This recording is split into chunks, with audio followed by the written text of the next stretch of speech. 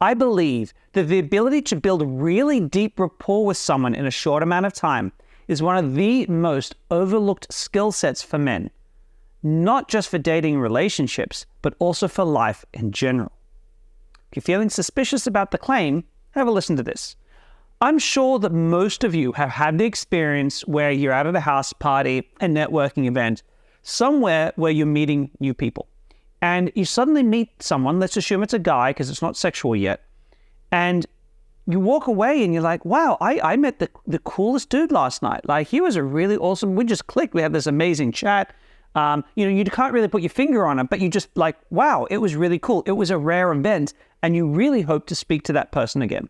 We've all had that experience of that amazing connection we can have with someone by luck because we just happened to be, with the right person at the right time. Imagine now that that experience wasn't with a random guy.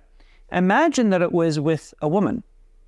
Now imagine that that woman wasn't super crazy hot, because let's face it, most of you would be interested in her even if you didn't have that connection. But imagine if you're at a party and you met a woman who was, she wasn't ugly, you weren't sort of anti-attracted to her, but you didn't find her super hot. But you talked to her anyway because you guys got introduced by a mutual friend. But then you have this really incredible, deep connection chat with her. And you walk away thinking, wow, that was a really awesome chick. Like, wow, we had an amazing chat. Now, I'm willing to bet most of you guys watching, or at least a lot of you, would go on a date with her, would want to see her again, would think, well, she's not the hottest, but wow, I've got to see where this goes. This is the power of being able to build amazing, deep rapport with women. By the way, I just need to do a quick ad here. If you meet a woman and she absolutely isn't attracted to you at all, the rapport won't make her want to date you. But if there's even a tiny little bit of potential, which there often is, and we don't capitalize well on it, then you can turn that into massive attraction through this process. But I said already, this isn't just about dating. Let's take it outside of this. Imagine if you're interviewing someone for a job, and the 10th guy that you interview, you have this amazing connection with him. He has this chat with you before you go into the interview room, this 5-10 minute chat, and you like, wow, like we really connected on this deep level. Then you go to your boss. Who are you going to fight for to have that role that the 20 people have applied for? Imagine in the workplace, if you can have that kind of rapport with your bosses, with your colleagues, when it comes to getting raises, when it comes to getting some of the benefits that other people seem to get and not you. Imagine that you have that kind of rapport with your mechanic. You're never going to have to worry about him trying to rip you off, because we don't do that to people we have amazing, deep rapport with.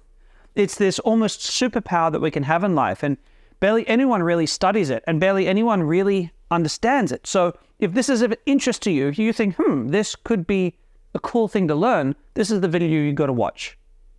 Okay, so what is rapport? Now, I asked this question of a lot of guys, and everyone kind of has this vague notion of what rapport should feel like.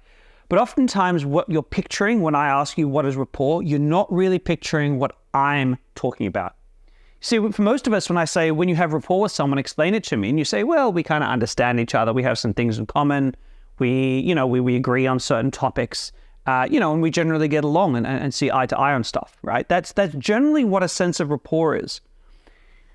But that's not deep enough. That's not really what I'm going for. And so you see, when I'm coaching guys and talking about building rapport in interactions, and why I think rapport is often seen as an unsexy topic, that's what they're thinking of. But what I'm talking about is way deeper. What I'm talking about is where you've shared with someone something really deep. They've shared something really deep with you back. Like, you've seen each other's souls. You've seen a part of each other that you don't share with many people, sometimes not even with good friends. That's when you share that and feel understood and really connect on that, those deep, hardcore emotions, that's the depth of rapport that we want. Okay, so let me break this down and give you a bit of a process. The process that I take all my clients through. So the first thing we need to understand is that every single human being on this planet deeply craves to be seen and understood. I mean, when I say that, I mean, they want someone to see who they really are inside, not who they present, but who they really are. And they want to see the deepest, darkest parts of that part of ourselves, and they want to feel it be validated and understood and accepted. We crave that. Every human being on the planet suffers from two problems. One is that they're scared that someone will see it and not approve of it and accept it. And secondly, that no one ever sees it in the first place. They're horrible afflictions for most people. And so the thing you need to understand is we really want to share this deep stuff. We want to find someone who's interested to learn about us. We like people who are really eager to learn about who we really are deep inside. We love that experience, but very few people do it. So when you're learning to connect with a person and get them to, first of all, share, so you can learn what that is, you have to really incentivize them, and you need to make it feel organic. It needs to be a little bit more organic. It needs to be a conversation flow that you're taking them through. And don't worry, I'm going to sort of show you what that flow looks like. So that's the first thing you need to do. Now, without any structure, and I'm going to give you structure in this video, but without any structure, if I go out right now and I need to build rapport with someone, I'm constantly listening. I'm listening for what are topics that they will bring up that behind those topics are strong emotions. So what type of topics might they be? Big life decisions. So someone's recently moved countries, recently changed like entire careers, things like that. Maybe they mention sport or family, like in a way that suggests there's a strong emotion there. It could be things like, hobbies, if they do happen to talk about passions, all this kind of stuff. Wherever big emotions are likely to be, I'm listening for it. Because when I hear a topic come up, then I'm pretty sure there's a strong emotion there. No one just randomly moves to Australia from Brazil on a whim, right? It's hard work to save up the money to come here. Let's understand what their dream is, what the feelings are that drove them to put in all that hard work. There's going to be strong emotions there, something to connect on. But I know from coaching for such a long time that guys like a structure. So I give everyone a structure, everyone that I work with. And this is really what I say. Okay, let's think of a really boring question that comes up in almost every interaction. What do you do for work? So when we want to build rapport with someone, what we're really doing is we're doing these questions. Now, you're not going to just ask this question after question after question, but these are the questions you need to ask. What do you do for work? Do you love it? Now, if they do love it, you got to find out, okay, what do you love about it the most? If they don't love their job, which is most people, like really love it, you need to find out, okay, if you could do anything in the world, what would you most love to do? What would you love about that? So there's this basic structure of some questions here, right? We're finding out what they do, and we're using that to help us get to a passion. Either it's what they do, or it's what they'd love to do or prefer to do in the world. And once you've got that answer, what you're going to do is you're going to relate and connect on that answer.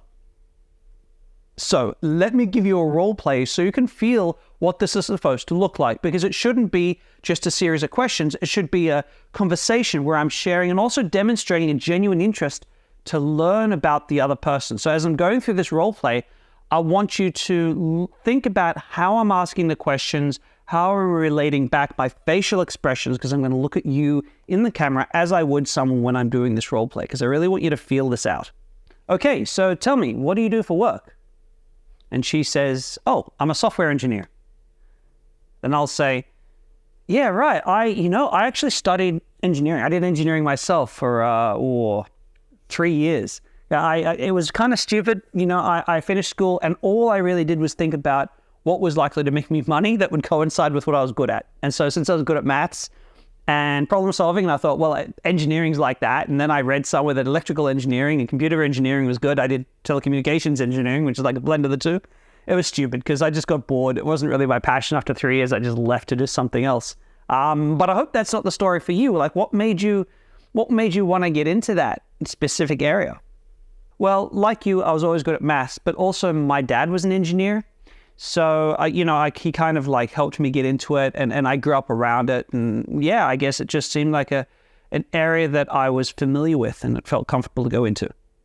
I think it's probably very lucky, that you had a dad who created a career path for you. Because I think a lot of people, myself included, we kind of finish year 12 and then we just don't know what we want to do next. My dad was in construction. I didn't want to go into construction. I didn't want to do the same thing. And it's kind of very confusing for me. And it's nice that at least you got, a job that matched what you wanted to do and it was already in your family, which would have been, I guess, bonding for you and your dad. Let me ask you though, do you love it now that you've been doing it for a while? I assume you've been doing it for a while, but do you really love what you do? And now she replies, well, I think it's a pretty cool job. Like, I really enjoy problem solving, and I really enjoy trying to, find solutions to some of the issues that come up when I'm working on different types of software, especially in the banking industry where I've focused. So yeah, I enjoy it quite a lot.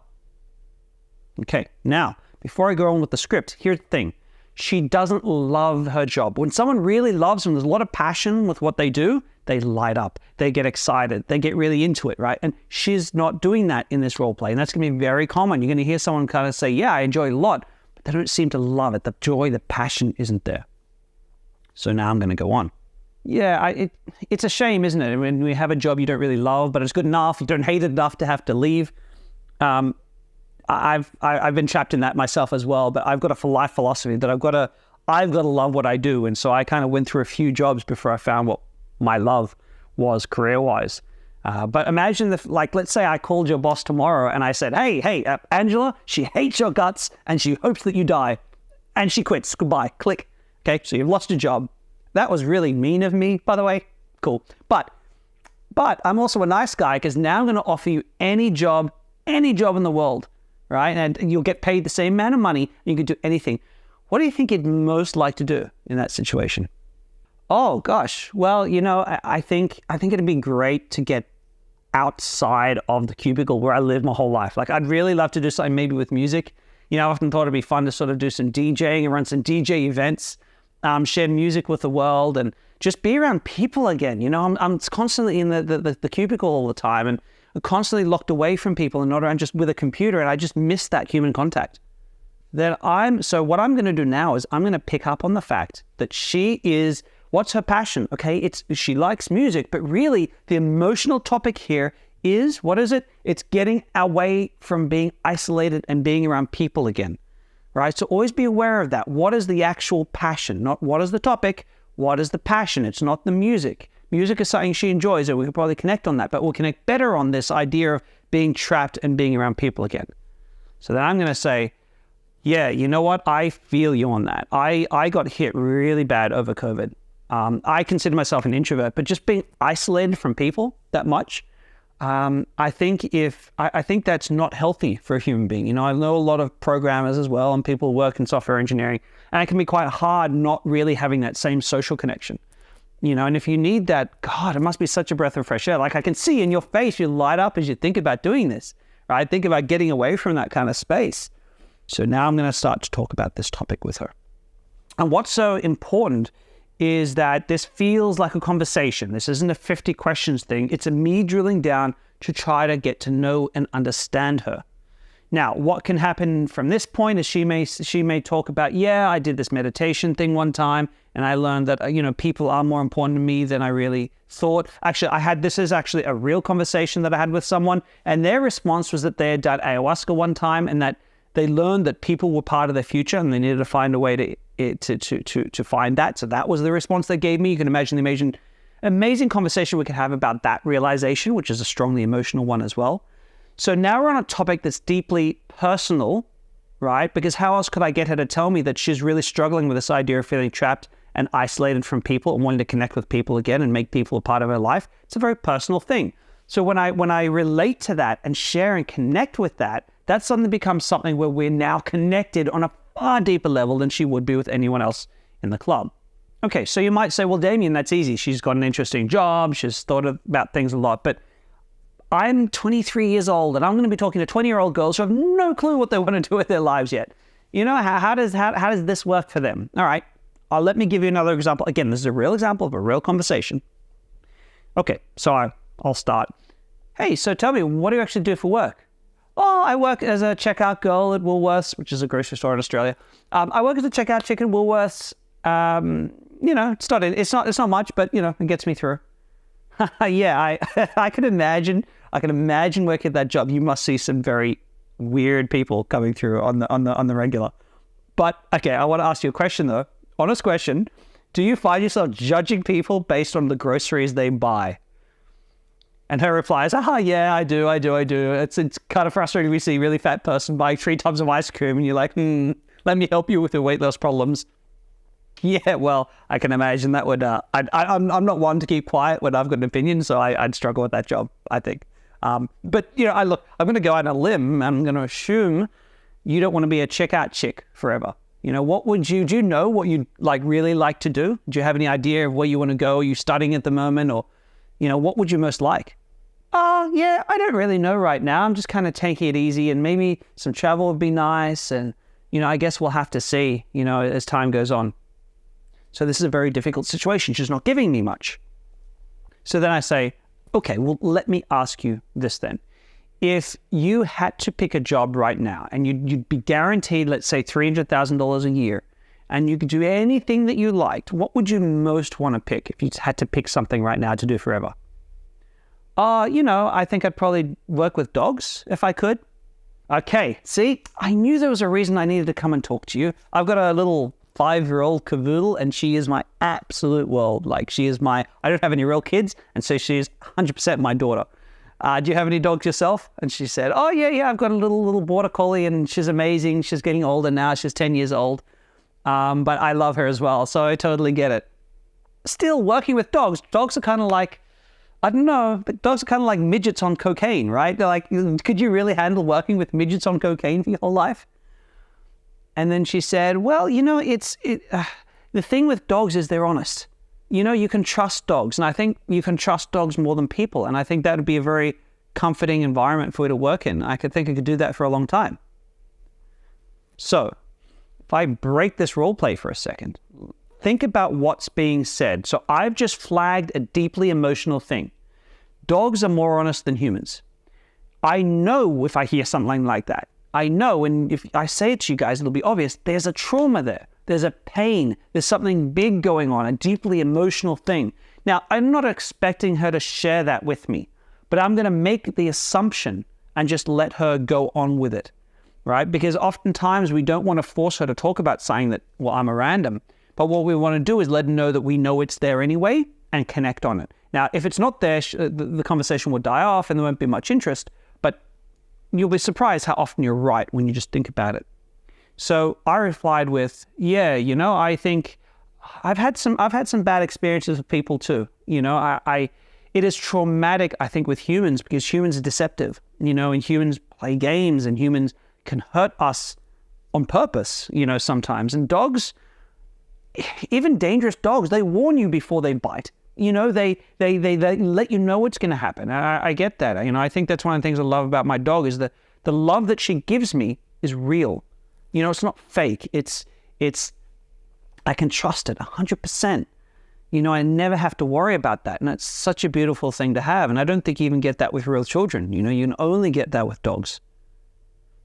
Okay, so what I'm doing in this moment is making the assumption. What happened in real life is that she started to talk to me a lot about this idea of not trusting people and how people can hurt you. And we ended up having this really amazing conversation about it, where she didn't talk about what the trauma was. I still wouldn't know to this day, but she kind of her eyes glassed a little bit teary, but she didn't quite go there. And we had this really amazing little connection of, I see you, right? And I feel seen. And I shared with her a story of myself feeling really rejected by a group of friends when I was younger, when I started this company, funnily enough, and how traumatic and painful that was to be rejected by people who should know me better, who made assumptions about me that weren't true and believed stories that weren't true. And I told her that story, and she resonated deeply with it. And I know that after that interaction, we felt this deep sense of connection. And this is what rapport is, guys. It's using those basic questions to find something that's deeply personal, right? And remember, it's the emotion you want to connect on. It's not the thing. So remember, it's not dogs. We can talk about dogs. I could have had a good chat with her about dogs, but really what it wasn't about dogs were just a representation of the fact that she felt that animals are more honest than humans because humans aren't honest. That's the emotional thing. And you need to start listening for it. And it can be really, really hard in the beginning to identify it in the interactions, which is why I'm always telling guys, you've got to start to record some of your interactions. I'm not saying, share it with the world or anything, but listen. And as you're listening, listen, in this conversation, where are the strong emotions hiding?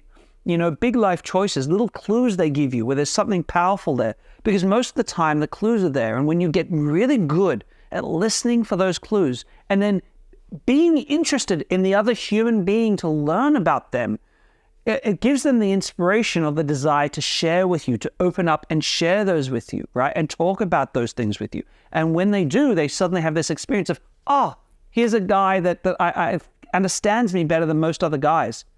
And so if you're at a bar or club and you might say to me, but Damien, I just want one night stands or casual sex. I don't need that much rapport with someone.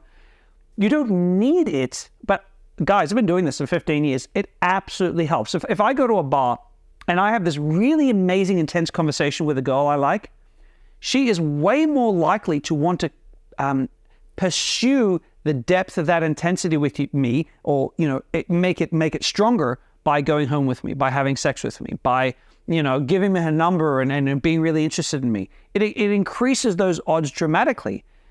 Also, even more importantly, if you can't build rapport with women, you're not going to see most of them again, right? So I'm sure you've had the experience where you meet a girl and she's super excited to talk to you and she seems super into you sexually, and then you message her the next day and nada, right? Because you need that rapport for that connection. So you'll still have way more success, even if what you want is very superficial. The other thing I'll say about rapport is that it's almost never one way. So a lot of guys struggle meeting women they actually like, right? So they go to a bar or club and they're all superficial. But no one is really that superficial. They just have a superficial front on. And you'll find that you will really connect with the women that you go through this process with. It's not one way, it's two way. When you really make her feel seen, you do that by exposing a part of yourself. That's how you relate to the deep, dark thing, right? Like I told my story about not trusting people and, my feelings about my dog. And when you do that and she understands and relates, you like her a lot as well. So you start to meet more women you really like when you get good at building rapport too. But as I said, you have to practice this stuff. You have to start listening to your interactions, thinking about the conversations you have with people, purposely trying to find the strong emotions. If you go to a mechanic, what made you want to start this place? How'd you get into being a mechanic? Ask those questions. Do you love doing it? If you could do anything, what would you do? It sounds stupid, but when you make it a conversational thing, people just fall in line. We want to tell our stories. We want to talk about ourselves. Unless we're in a rush, we actually really savor that opportunity. And we really like people. We feel kinship with people who do it. Now, I should mention, guys, if you would like to work with me one-on-one on Zoom sessions, we can work on the rapport skill set very closely. Not just rapport, but rapport, banter, sexual escalation, all these core skill sets of interactions with women. I do a lot of role plays as well as listening to your interactions and helping you to develop this skill into really a fine art.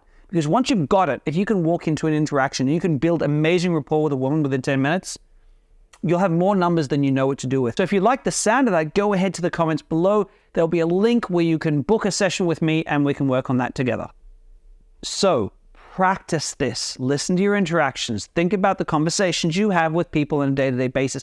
Go to networking events. Go to speed dating events. But practice connection, finding the really strong emotion and connecting on that. Now, when you have that feeling, you will not leave an interaction and be like, yeah, I think we had good rapport. No, you will leave the interaction knowing wow, we had a connection. That was wild. And I know that because it happens to me, but it also happens to all my clients when it clicks, when they actually build rapport with someone, they know she will see them again. It's not like I got a number. I think she might reply. No, it's she will reply because I had such an amazing connection with her. And when you start having those interactions, that's when the flakiness of girls just drops. It drops to the floor because we don't behave flaky with people we have serious connections with. So yeah, I hope you can see how underrated this idea of rapport is and how we've been viewing rapport wrongly as this kind of rather superficial, not super important part of an interaction when it can be everything. And it switches on massive attraction anytime there's even a little bit of attraction that she feels for you. So guys, I hope you've enjoyed this video. If you have, give me a thumbs up and subscribe. And of course, I look forward to seeing you in my next videos.